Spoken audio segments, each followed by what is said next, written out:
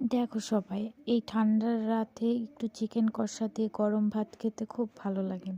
তো আমি এই বছরের নতুন আলু দিয়ে চিকেন কষা রান্না করেছিলাম, তো সেটার ভিডিও তোমাদের সাথে শেয়ার করছি।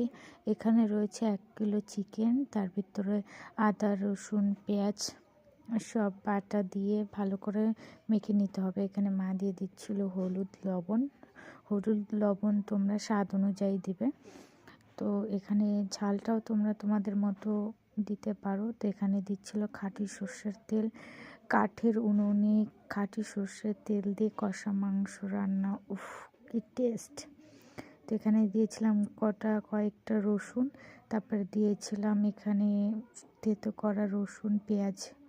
তো এই সবগুলো ভালোভাবে মেখে 8 ঘন্টার মতো ঢাকা দিয়ে রাখতে হবে। তারপরে জিরে তেজপাতা দিয়ে সোমবার দিয়ে ঢাকনা খুলে তারপরে মাংসটাকে ভালোভাবে কষাতে হবে। কষানো হয়ে গেলে জল দিয়ে ভালোভাবে ঝোলটাকে ফুটিয়ে নিয়ে গরম গরম ভাতের সাথে সার্ভ করতে হবে চিকেন কষা, সেটা আবার আলু দিয়ে। তো ভিডিওটা কেমন লাগলো অবশ্যই কমেন্টে জানিও।